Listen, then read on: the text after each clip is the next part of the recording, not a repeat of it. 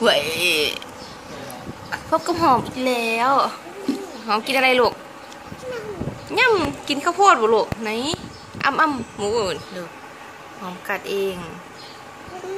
หย่อมหย่อมหย่อมหย่อมจับข้าวโพดตีแก้มนะหอมน้ำทิพย์มานี่สิวันนี้น้ำทิพย์ไม่ได้ไปโรงเรียนน้ำทิพย์ปวดขาเนาะแข้งปั่นหมดเลย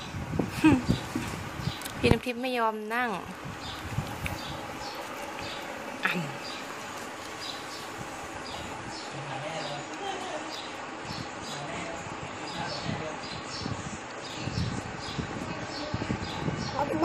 หม่ำอร่อยป่ะลูก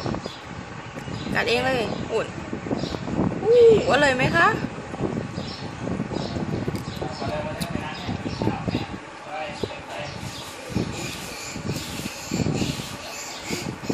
มาเร็วไหนพี่อยู่ไหนลูกจิ๊บยืนลูกไม่ทันอันที่เจ็บตรงไหนลูก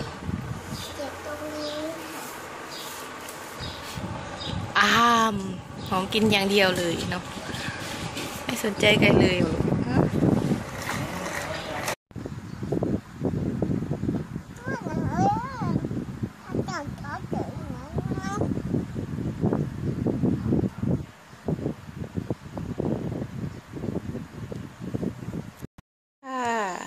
อันนี้ก็มาพบกับแม่แสบอีกแล้วนะคะวันนี้แม่แสบจะมาทำยำข้าวปุ้นค่ะยำขนมจีนวันนี้กินขนมจีนค่ะวันนี้กินเส้นฝนตกค่ะครูแก้วฝนตกอีกแล้วนี่ค่ะเป็นขนมจีนส่วนผสมนี่ค่ะขนมจีนปลาทูผักซีลาวค่ะผักซีลาวกับหอมเปย์แล้วก็มีผักขาน้ำผักคะก็ถั่วฝักยาวค่ะนี่ลูกชิ้นปลาค่ะแม่แสบใส่ลูกชิ้นปลาด้วย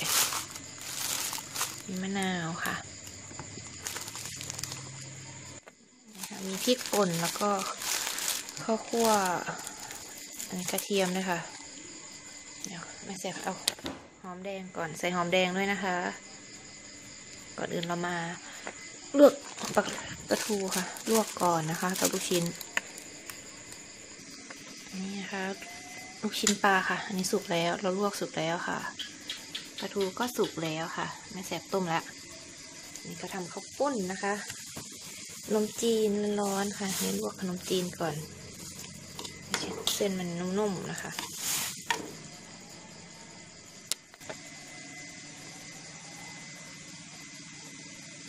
นี่เสร็จแล้วนะคะก็ใส่ค่ะทีนี้ก็จะปรุงรสนะคะมีปลาทูค่ะปลาทูฉีกเนื้อเอาแต่เนื้อนะคะปลาทูฝักยาวนี่ลูกชิ้นปลาค่ะหั่นแล้วสุกแล้วนะคะใส่ลงไปเลยชามเล็ก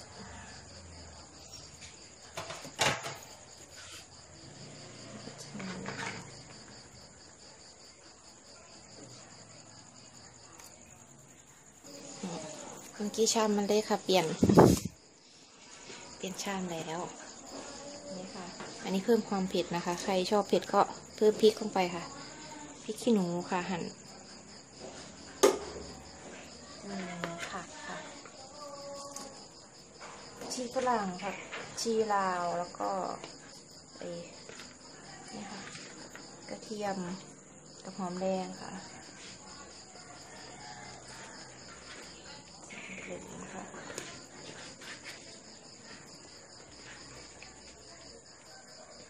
ฉันก็จะทำการปรุงรสนะคะปลาร้าค่ะน้ำปลาร้า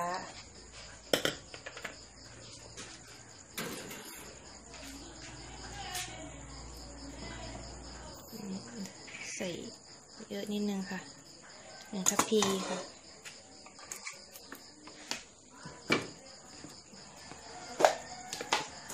ชูรสไม่เยอะนะคะแค่นี้ก็พอแล้วก็พริกป่นนะคะอันนี้ ใช้พริกทั้งสองเลยค่ะพริกป่นแล้วก็พริกสด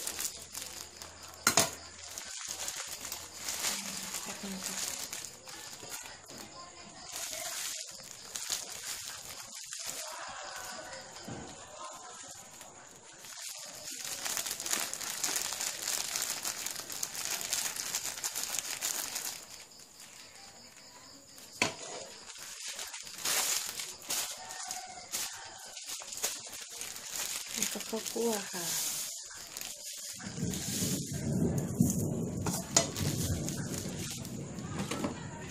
ปลาค่ะ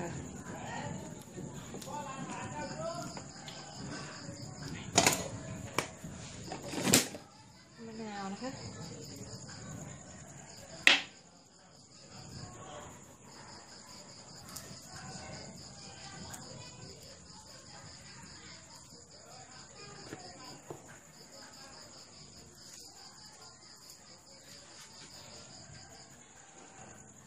ค่ะแล้วก็จะ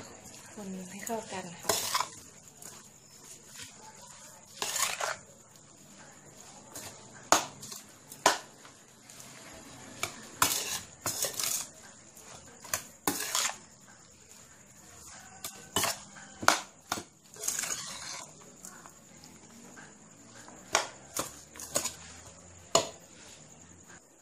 เสร็จเรียบร้อยค่ะแฮมขนมจีนนะคะ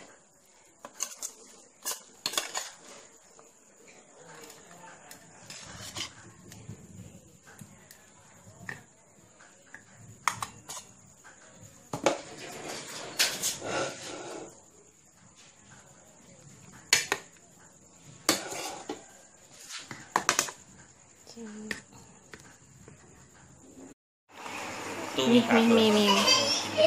แบบนึงสวัสดีค่ะสวยๆก่อนลูกก้มหัวด้วยสวัสดีค่ะแฟนคลับก่อนเร็วสวัสดีเฉยๆก่อนวันนี้แสบไม่ได้ไปโรงเรียนนะคะเคียงปั่นหายแล้ววิ่งได้แล้วค่ะพรุ่งนี้ก็ไปโรงเรียนผมเข้าตาลูกมัดผมก่อนนี่ค่ะยำข้าวปุ้นทิพย์ก็กินข้าวปุ้นหมดลูกหอมกินอะไรจ๊ะเอ๊ะรักแม่ไหมหอมหิวข้าวแล้วไปไหนฝนตกค่ะซาลองทิพย์มานี่มาเร็วมาอ้ำข้าวเร็วอ้ำน้ำทิพย์ไปดูทีวีทิพย์จ๋าคืนเราบลูกมาเร็วเอาวิ่งได้แล้วกิ่งจังเลยหายปวดขาเราบลูกเราวิ่งได้แล้วจะไหนกระเจี๊ยบขาอีกเอาอีกบลูกหมูปิ้งค่ะแซ่บไปกินหมูปิ้ง